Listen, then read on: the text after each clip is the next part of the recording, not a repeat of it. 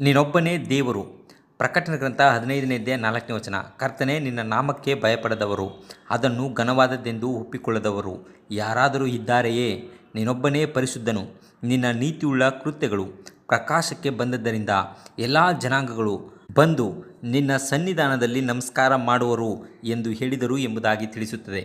1863 ಮತ್ತು 1869ರ ನಡುವಿನಲ್ಲಿ ಪೂರ್ವ ಮತ್ತು ಪಶ್ಚಿಮ ಅಮೆರಿಕವನ್ನು ಸಂಪರ್ಕಿಸುವ ಉದ್ದೇಶದಿಂದ ನಿರ್ಮಿಸಿದ ರೈಲು ಮಾರ್ಗವನ್ನು ನೋಡಿ ಇಡೀ ಲೋಕದಲ್ಲಿ ಇದಕ್ಕೆ ಸಮಾನವಾದದ್ದು ಯಾವುದೂ ಇಲ್ಲ ಎಂದು ಅನೇಕರು ಹೇಳುವವರಾಗಿದ್ದಾರೆ.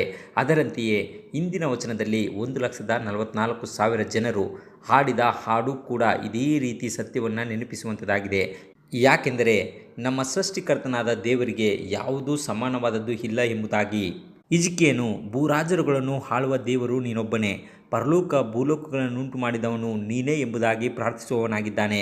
ಅದೇ ರೀತಿಯಾಗಿ ದಾವೀದನು ಸಹ, ಮಹೋನ್ನತನು, ಮಹತ್ ಕಾರ್ಯಗಳನ್ನು ನಡೆಸುವವನು ನೀನು, ದೇವರು ನೀನೊಬ್ಬನೇ ಎಂಬುದಾಗಿ ಹೇಳುವವನಾಗಿದ್ದಾನೆ. ಇನ್ನು ಪ್ರವಾದಿಯಾದ ಯೆಶಾಯನು, ನೀನೇ ದೇವರು, ಇನ್ನು ಯಾರೂ ಇಲ್ಲ, ನೀನೇ ಪರಮ ದೇವರು, ನಿನಗೆ ಸರಿಸಮಾನರಿಲ್ಲ ಎಂಬುದಾಗಿ ಹೇಳುವವನಾಗಿದ್ದಾನೆ. ಇಷ್ಟು ಮಾತ್ರವಲ್ಲದೆ ಇಂದಿನ ವಚನದಲ್ಲಿ ದೇವರ ಒಂದು ವಿಶಿಷ್ಟ ಗುಣವನ್ನು ಹಂಚಿಕೊಳ್ಳುವಂಥದ್ದಾಗಿದೆ.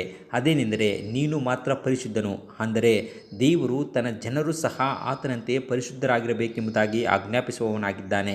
ದೇವರು ಮಾತ್ರ ಪರಿಶುದ್ಧನಾಗಿದ್ದಾನೆ ಎಂದರೆ ನಾವು ಹೇಗೆ ಪರಿಶುದ್ಧರಾಗಬಹುದು?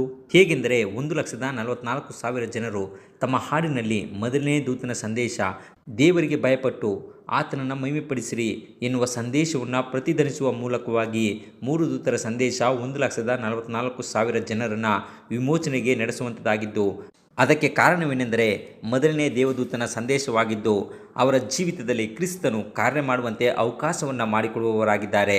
ಹೀಗೆ ಅವರು ಕ್ರಿಸ್ತನ ಗುಣಸ್ವಭಾವವನ್ನು ಪರಿಪೂರ್ಣವಾಗಿ ಪ್ರತಿಬಿಂಬಿಸುವ ಮೂಲಕವಾಗಿ 1,44,000 ಜನರು ದೇವರು ಪರಿಶುದ್ಧನಾಗಿರುವಂತೆಯೇ ಇವರು ಸಹ ಪರಿಶುದ್ಧರಾಗಿರುವವರಾಗಿದ್ದಾರೆ. ಹೀಗೆ ಲೋಕದ ಅಂತ್ಯದಲ್ಲಿ ದೇವರ ನ್ಯಾಯ ತೀರ್ಪು ಪ್ರಕಟವಾದಾಗ ಇಡೀ ವಿಶ್ವದ ಮುಂದೆ ಮೃಗವನ್ನಲ್ಲ ದೇವರನ್ನು ಆರಾಧಿಸುವವರಾಗಿರುತ್ತಾರೆ.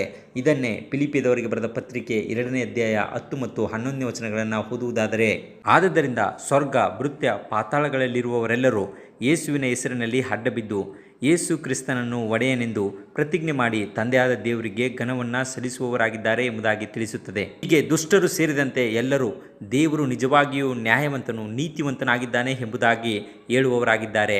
ಆದದರಿಂದ ಇಂಥ ದೇವರನ್ನು ಆರಾಧಿಸೋಣ. ದೇವರು ನಿಮ್ಮನ್ನು ಆಶೀರ್ವದಿಸಲಿ. ಪ್ರಿಯ ವೀಕ್ಷಕರೇ, ಸತ್ಯವೇದ ಅಧ್ಯಯನ ಮತ್ತು ಪ್ರಾರ್ಥನಾ ಮನವಿ ಹಾಗೂ ಹೆಚ್ಚಿನ ಮಾಹಿತಿಗಾಗಿ ಕೆಳಕಂಡ ಸಂಖ್ಯೆಗೆ ಸಂಪರ್ಕಿಸಿ.